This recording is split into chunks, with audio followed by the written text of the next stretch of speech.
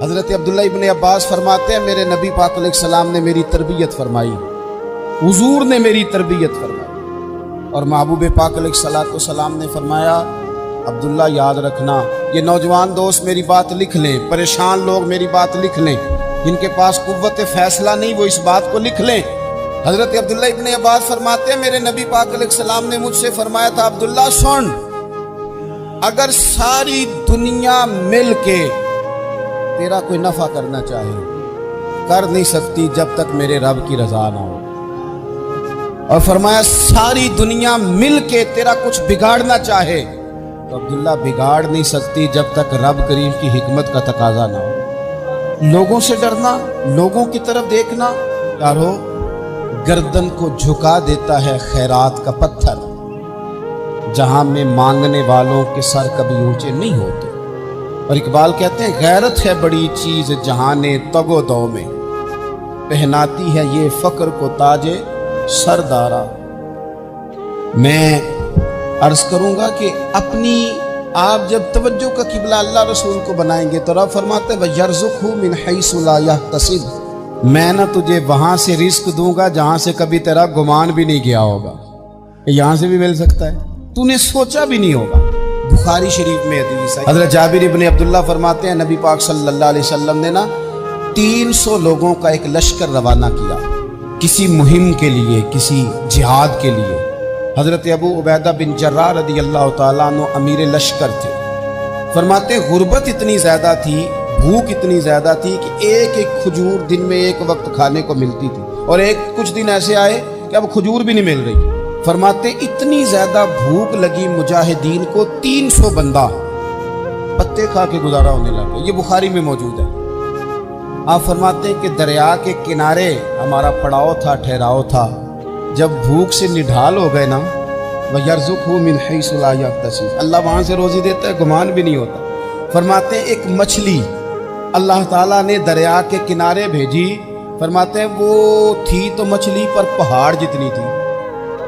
بخاری میں لفظ ہیں، حضرت جابر ابن عبداللہ رضی اللہ تعالیٰ عنہ فرماتے ہیں 300 آدمی 18 دن تک اس مچھلی کو کھاتے رہے، مچھلی ختم ہی نہیں ہوئی۔ مچھلیاں نہیں، مچھلی کہتے ہیں 18 دن 300 بندہ کھاتا رہا، مچھلی ختم ہی نہیں ہوئی۔ اور فرماتے ہیں کہ اس کی ہڈی نکال کے، کانٹا کہیں گے آپ اپنی زبان میں، کہتے ہیں وہ نکال کے نا تو اس کو کھڑا کیا نا جب، تو اونٹ کجاوے سمیت اس کے بیچ سے گزر جاتا تھا، 2 اس کے کانٹے جوڑے۔ فرماتے ہیں وہ اس کا گوشت ہم کھاتے تھے اور اس کی چربی بطور تیل کے ہم جسموں پہ ملتے تھے، بیماروں کو اس سے سکون آتا تھا، تندرستی شفا ہوتی تھی۔ فرماتے ہیں ہم کھایا بھی ہم نے، اور کچھ لے کے ہم مدینے بھی گئے، اور قربان جائیں نبی پاک نے بھی اس میں سے کھایا۔ ہم نے عرض کی حضور یہ معمہ کیا ہے، یہ ماجرا کیا ہے؟ تو محبوب نے فرمایا تمہارے پاس غذا نہیں تھی، رب نے تمہارے لیے بندوبست کیا ہے، اللہ نے تمہیں دیا ہے۔ اس پر ایک اور بات عرض کر دوں، صحیح بخاری سے، مسلم سے ایک اور بات، کچھ چیزیں ایسی ہیں جن سے اللہ کی مدد آتی ہے، مدد ملتی ہے۔ ایک چیز ان میں سے ایسی ہے جس سے بہت مدد نازل ہوتی، وہ ہے کہ جب رب آپ کو دینا تو پھر آپ بھی اس کے رستے میں دیں، پھر مدد آتی ہے، پھر اور آتا ہے۔ بخاری مسلم میں حدیث ہے، یہ زیادہ ہی توجہ طلب امر ہے، اس پر آپ غور کریں گے۔ حضرت ابو ہریرہ فرماتے ہیں کہ نبی پاک علیہ السلام نے فرمایا ایک شخص نے بادلوں کے اندر سے آواز سنی کہ فلاں آدمی کا کھیت اور باغ خشک ہو گیا ہے، وہاں برسو اور اس کے کھیت کو سیراب کرو۔ وہ بڑا حیران ہوا کہ بادل سے آواز آ رہی۔ پھر اس نے دیکھا کہ ایک پہاڑی پر بارش ہوئی، وہ بادل وہاں برسا، پھر نالیوں سے ہوتا ہوا پانی ایک طرف چلا، تو جس نے آواز سنی تھی حضور بیان کر رہے ہیں، وہ بھی پیچھے پیچھے چلا کہ پانی کدھر جا رہا ہے۔ اس نے جا کے دیکھا کہ ایک مقام پہ ایک باغ کو وہ پانی لگ رہا ہے اور ایک آدمی وہ پانی لگا رہا ہے۔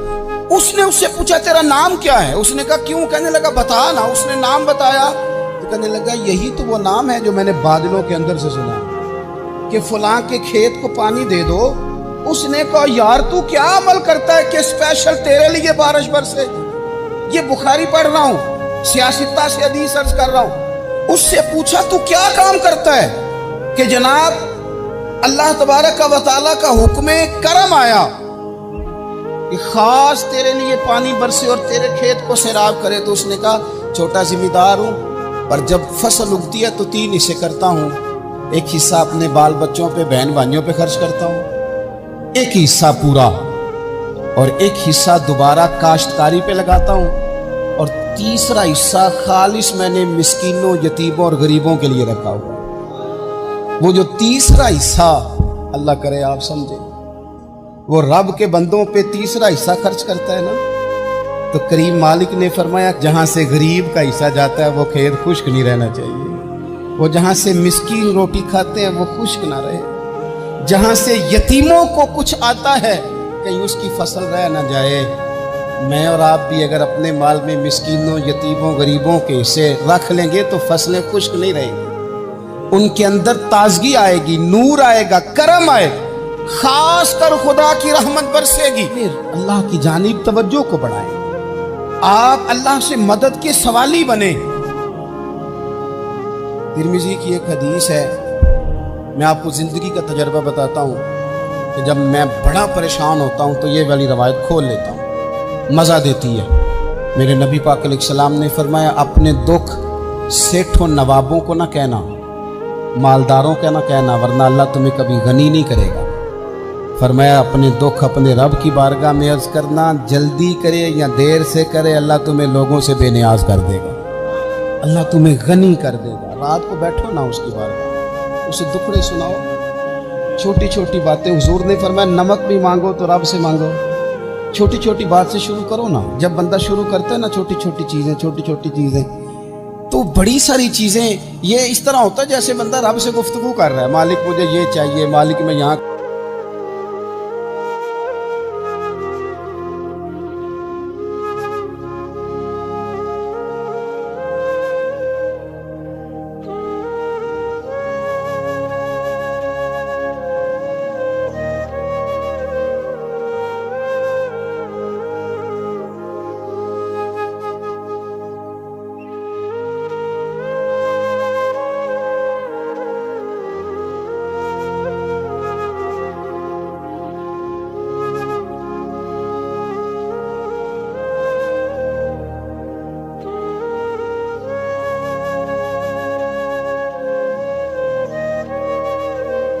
تو دوستو آج کے لیے اتنا ہی. اگر آپ کو ویڈیو پسند آیا ہو تبھی اس ویڈیو کو ایک لائک کرنا اور کمنٹ میں ضرور بتانا ویڈیو کیسی لگی. میں کوشش کروں گا اس سے اور اچھی ویڈیو بنانے کی. تو چلو پھر ملتے ہیں نیکسٹ ویڈیو میں. تب